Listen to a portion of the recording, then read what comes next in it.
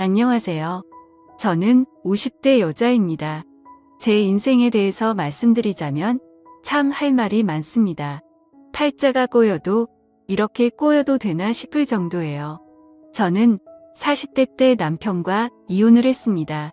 요즘이야 뭐 이혼이 경악할 정도로 놀랄 일도 아니고 흉도 아니라고 말하는 분들이 있지만 제가 이혼할 적에는 주변에서 이혼을 하는 사람이 없어서 그런지 참 시선이 안 좋더라고요.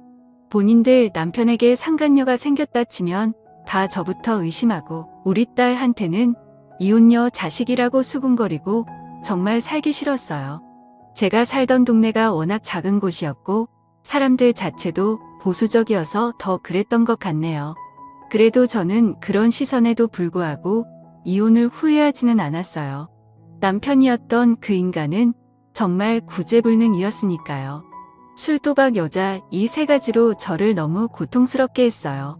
이런 인간이 뭐가 좋다고 결혼했는지 이혼은 후회 안 하지만 결혼만큼은 정말 후회가 되네요. 결국 남편은 다른 여자에게 붙어먹고 말았어요. 그 여자가 아내와 딸을 버릴 만큼 좋았나 보죠. 둘이 동네에서 팔짱 끼고 다니는 걸 본 이후로 정말 미련 없이 이혼 서류에 도장을 찍어줬네요. 첫 결혼에 학을 떼서 그런지 그 이후로는 두 번째 결혼이니 연애니 이런 생각이 전혀 안 들더라고요. 오히려 혼자 사는 게 편했어요. 저는 딸에게도 능력만 있으면 혼자 사는 것도 나쁘지 않다고 말하곤 했습니다. 딸과 함께 이혼녀로 사는 거 정말 쉽지 않은 삶이었습니다. 일단 저희 둘은 그 동네를 피해 이사를 가야만 했어요. 이혼한 여자에 대한 시선이 정말 견디기 힘들더라고요. 따지고 보면 피해자는 나고 가해자가 남편인데 왜 그런 색안경을 끼고 보는 건지 이해할 수 없었습니다. 어쨌든 저리 싫으면 중이 떠나야지요. 저는 다른 동네에서 딸과 새 출발을 했습니다. 저희 딸은 부모의 이혼 때문인지는 몰라도 어렸을 적부터 아주 생각이 성숙했어요. 커갈수록 친구 같고 의지하게 되더라고요. 이혼할 당시 14살이었던 딸은 어느새 성인이 되고 취업을 했어요. 그동안 저는 열심히 딸을 뒷바라지했고요. 주로 호프집 주방에서 일을 했습니다. 할 줄 아는 게 요리뿐이어서 그 일을 시작했고 아시다시피 호프집은 주로 밤에 영업을 하니까 딸에게 이른 저녁을 먹이고 출근한 뒤 새벽에 퇴근해서 딸을 등교시키곤 했지요. 그렇게 10년 정도 일을 했네요. 딸이 첫 월급을 통째로 봉투에 담아 저에게 줬을 때 어찌나 눈물이 나던지요. 그 감정은 정말 정확하게 표현할 순 없지만 여태껏 남편 없이 혼자 딸을 키운 것에 대한 뿌듯함과 서러움이 섞였던 것 같네요. 인생 잘 살았다고 생각했어요. 비록 실패한 결혼이었지만 보물같이 귀한 딸을 얻었잖아요. 딸은 저에게 조심스럽게 엄마는 애인이 없냐고 물어보더라고요. 없다고 했더니 그래도 외로움을 나눌 사람 한 명 정도는 만나보는 게 어떻겠냐고 그러더라고요. 엄마 걱정해주는 거야. 어릴 땐 엄마가 다른 남자 만나는 게 싫었는데 이젠 여자로서 엄마를 생각하니까 외로울 것 같아. 기회 되면 남자도 만나고 그래. 됐다. 이제 남자라면 지긋지긋해. 제 딸이 어느새 엄마의 외로움을 걱정한 아이가 되었다니 세월 참 빠르죠. 딸은 저에게 이제 일을 좀 쉬라고 하더라고요. 제가 온몸에 파스를 붙이고 다니니 걱정이 되었나 봅니다. 저도 나이 50을 훌쩍 넘어가니 온몸에서 신호가 오더라고요. 손목이 너무 아프고 어깨도 가끔 죽을 듯이 아팠어요. 아무래도 여태껏 써온 몸이 낡았으니 그만 쓰라고 아우성을 치는 것 같더라고요. 병원에서 물리치료를 몇 번 받아봤지만 크게 나아지지 않아서 저는 지인들의 추천으로 한의원에 찾아갔어요. 동네에서 나름 유명한 한의원인데 꽤 오래 운영했다고 하더라고요. 원장에게 진료를 받았는데 참 인상이 좋더라고요. 저와 비슷한 나이대로 보이는데 참 단정한 외모를 가지고 있더라고요. 그날 진료를 받고 침을 맞고 돌아오는데 정말 신기하게 병원에 갔던 것보다 몸이 개운하더라고요. 오길 잘했다고 생각했죠. 동네 어르신들 보면 주기적으로 한의원에 가서 침을 맞으시던데 그 이유를 알겠더라고요. 저는 그 이후로 몇 번 더 한의원에 갔습니다. 그러다 보니 한의원 원장과 어느 정도 친숙해졌죠. 어디 사는지 나이는 몇인지 이것저것 알게 되었습니다. 저보다 4살이 많더라고요. 어느 날 원장은 진료를 마치고 저에게 단골이시니 체질을 점검해 주겠다며 이것저것 물어보더라고요. 어떤 음식이 안 맞고 어떤 음식이 맞는지, 그리고 어떤 장기가 약하고 강한지 체질마다 다르다며 저에게 식단을 짜주겠다고 하더라고요. 그리고 슬며시 저에게 따로 연락을 해도 되냐고 물어보더라고요. 저는 거절했습니다. 아내와 자식이 있는 분과 사적으로 연락을 하고 싶진 않네요. 여태껏 혼자 애 키우면서 그런 오해 많이 받았거든요. 그냥 침이나 맞으러 오겠습니다. 저도 혼자입니다. 이혼한 지 꽤 됐고요. 조금 의외였어요. 딱 보면 단정하고 깔끔해서 분명 아내가 있을 것 같았거든요. 혼자 사는데 저렇게 깔끔하게 다니는 사람을 본 적이 없었어요. 원장은 그 후로 저에게 체질에 맞는 식단을 보내주었어요. 저는 그냥 그 문자를 보고 답장도 안 했죠. 일주일 넘게 정성껏 식단을 보내주는 그 사람의 나중에는 미안한 생각이 들더라고요. 내가 뭐라고 이 사람을 거절하다. 이런 생각도 솔직히 들었고요. 그냥 친구가 필요한 것일 수도 있겠다 싶더라고요. 혼자 사는 건 정말 외로우니까요. 그래서 저는 그 사람의 저녁 식사 제안을 받아들였습니다. 동네에 친구가 있으니까 좋더라고요. 여태껏 저는 사람들과 잘 어울리지 못했어요. 일하는 시간대도 안 맞았을 뿐더러 저의 상황 때문인지 몰라도 저 스스로 관계를 피하고 있었어요. 오랜만에 사람과 이야기하면서 배를 잡고 웃었네요. 이게 정말 얼마만인지 생각보다 저랑 잘 통하더라고요. 그리고 이혼을 했다는 공통점이 있으니까 서로를 잘 위로하게 되더라고요. 그 남자는 아내와 7년 전에 이혼을 했다고 하더라고요. 서로 간의 성격 차이라고 하대요. 하지만 이혼한 사람들은 알잖아요. 성격 차이라는 건 두루뭉실한 핑계일 뿐이라는 거예요. 분명 무슨 이유가 있을 것 같았지만 자세히 물어보진 않았어요. 어찌됐든 이런 좋은 사람과 왜 이혼을 했을까? 이런 의문은 들더라고요. 그 남자는 저의 전 남편과는 완전 상극이었어요. 술도 안 마시고 자상하고 계획적이고 그런 부분들을 보면서 이 남자에게 더욱 호감을 느꼈던 것 같아요. 사람 마음이라는 게 이렇게 쉽게 이끌려도 되나 싶을 정도였죠. 그렇게 친구처럼 쭉 만나다가 어느 날 딸에게 들키고 말았어요. 제가 전화하는 걸 딸이 듣고는 바로 애인 생겼냐고 묻더라고요. 저는 그냥 친구라는 식으로 대답했어요. 조금 민망하더라고요. 예전에 남자라면 지긋지긋하다고 큰 소리 쳤는데 말이죠. 딸은 진심으로 저를 축하해줬어요. 그리고 나중에 한번 소개시켜 달라고까지 하더라고요. 저는 그것까지는 좀 아닌 것 같아서 대충 둘러댔어요. 저희는 같은 동네에 살아서 거의 매일 만나다시피 했어요.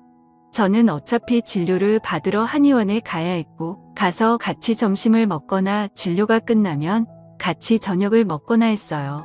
그 사람 집에 한번 가봤는데 어찌나 깔끔하게 잘 해놓던지 사실은 사람 집에 가기 전까지만 해도 이 사람이 아내가 있는데 나한테 거짓말을 했을 수도 있겠다 싶었는데 직접 집에 가보니 정말 혼자 살고 있더라고요. 빨래도 잘 정돈해놓고 청소기도 매일 민다고 하더라고요. 저보다 더 깔끔한 것 같더라고요. 그리고 저에게 요리를 해주는데 정말 기쁜 마음으로 받았습니다. 생전 처음 듣는 스페인 음식이라며 볶음밥 같은 걸 해주는데 맛있더라고요. 그걸 어디서 배웠냐고 물었더니 요새는 핸드폰으로 검색만 하면 다 나온다고 하더라고요. 평생 내가 직접 요리해서 먹기만 했어서 그런지 남이 요리를 정성껏 해주니까 감동이더라고요. 그것도 남자가요. 저는 이 남자의 섬세함에 점점 빠져들었어요. 한편으로는 살았더라고요. 이런 연애질을 50대 중반에 시작한 게 너무 아쉽고 청춘이 아까워서요. 그렇게 1년을 쭉 만났어요. 이제는 서로에 대해서 거의 다 안다는 생각이 들더라고요. 1년 정도 지나니까 정말 정이 많이 들었어요. 사실 사람을 만날 때 조심하고 만나는 편이라 저는 절대 이 남자에게 빠져들지 않을 거라고 생각했는데 저도 모르게 이 사람에게 질투도 하고 그러더라고요. 저도 제가 모르는 모습을 연애하면서 많이 발견했네요. 결국 저는 그 남자와 함께 제 딸을 만났습니다. 식사를 같이 하면서 이런저런 이야기를 나눴는데 딸이 그 사람을 정말 좋아했어요. 다행이었죠. 딸은 집에 돌아와서도 그 아저씨 좋은 사람 같으니까 계속 만나보라고 하더라고요. 드디어 엄마가 외롭지 않게 되어서 다행이라며 좋아하는 딸의 모습을 보니 저도 기분이 좋았습니다. 또한 아빠 없이 산 세월 원망도 많이 했을 텐데 구김살 하나 없이 잘 자라주어서 어찌나 고맙던지요. 그러던 어느 날이었어요. 제 생일날 그 남자는 저녁 식사로 좋은 식당을 예약해놨더라고요. 이게 무슨 일인가 싶었는데 저에게 진지하게 이야기를 하더라고요. 앞으로 인생을 함께하고 싶다고 합니다. 저는 그 말을 듣자마자 눈물을 흘렸네요. 그동안 제가 살아온 삶이 주마등처럼 머리 위로 스쳐 지나가더라고요. 이렇게 좋은 사람을 만나서 좋은 대접을 받는 게 꿈만 같았어요. 사실 여태껏 내 주제에 무슨 사랑 있냐는 생각을 많이 했거든요. 하지만 그 남자를 만나고 나서부터 저는 충분히 사랑받을 수 있는 사람이라는 걸 깨닫게 되었어요. 그것만으로도 그 사람에게 너무 감사하더라고요. 그리고 그날 밤 저희는 그 남자 집에서 하룻밤을 함께 보내게 되었습니다. 사실 그 전까지는 그런 관계가 아니었죠. 저는 그 남자에게 푹 빠져버린 상태여서 그날 밤은 헤어지고 싶지 않더라고요. 저희는 서로 정말 애틋하게 바라봤습니다. 그런데 저는 그 남자의 모습을 보고 얼어붙어 버렸습니다. 그날이 바로 그 남자와의 처음이자 마지막 밤이었네요. 저는 그 남자가 바지를 내리는데 순간 저는 발목에 있는 무언가를 보고 말았습니다. 바로 전자발찌였어요. 그걸 실제로 본 건 처음이었어요. 평소에 시사 프로를 보면 전자발찌에 대해서 이야기를 많이 해서 익히 알고 있었어요. 제가 알기로는 전자발찌라는 건 성범죄자들이 차고 다니는 것이었어요. 그렇다면 내가 만났던 이 사람이 그런 전과가 있는 사람인가 싶더라고요. 머리가 복잡했어요. 저는 그걸 보고 표정이 굳은 채 가만히 앉아 있었어요. 남자는 저의 표정을 읽더니 다시 바지를 입고서는 제 옆에 앉더라고요. 많이 놀랐냐고 하더라고요. 그래서 제가 그럼 놀라지. 안 놀라냐고 뭐라 했어요. 어떻게 이걸 말을 안 할 수가 있냐면서요. 자기기 말 좀 들어달랍니다. 전자발찌를 차게 된 계기에 대해서 남자는 말을 해줬습니다. 들으면서 자연스럽게 아내와 이혼을 하게 된 이유도 듣게 되었지요. 남자는 전 부인을 성적으로 추행한 혐의로 전자발찌를 차게 된 것이라고 하더라고요. 그것도 한 번이 아니라 여러 번을 그랬다고 합니다. 남자 말로는 아내를 사랑했고 고의가 아니었다고 하는데 사실 전자발찌를 찰 정도면 혐의가 어느 정도 인정이 된 것 아닌가요? 저는 기가 막혔습니다. 그 이후로 전 아내가 살고 있는 동네에 접근을 할 수 없다고 합니다. 그러고 보니 이 남자가 여행을 잘 안 간다고 했던 말이 떠오르더라고요.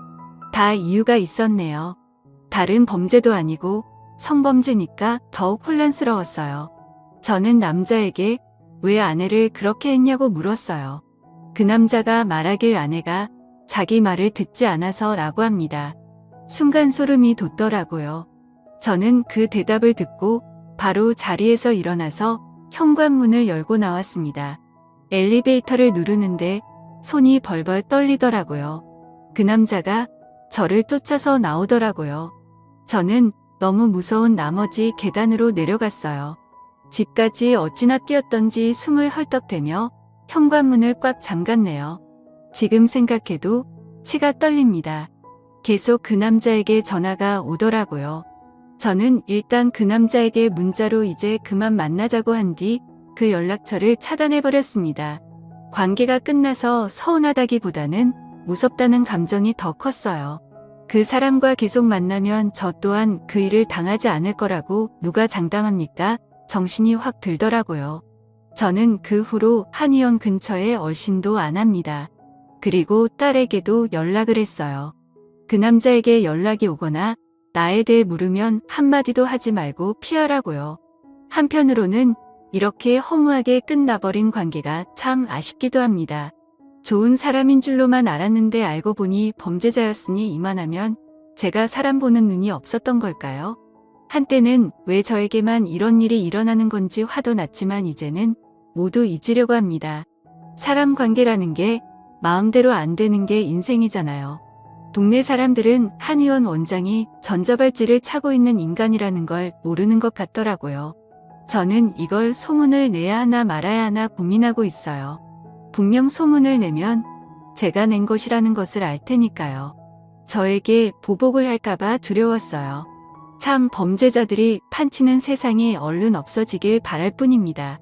알고 보니 전자발찌를 차고 있더라도 회사에 입사하는 것도 가능하다고 하더라고요. 저는 까맣게 몰랐어요. 제 황혼 연애는 이렇게 끝이 났네요. 1년이라는 시간 동안 참 많은 걸 경험해서 그런지 후회는 없습니다. 지금까지 제 사연을 들어주셔서 감사드립니다. 구독과 좋아요 부탁드려요. 감사합니다.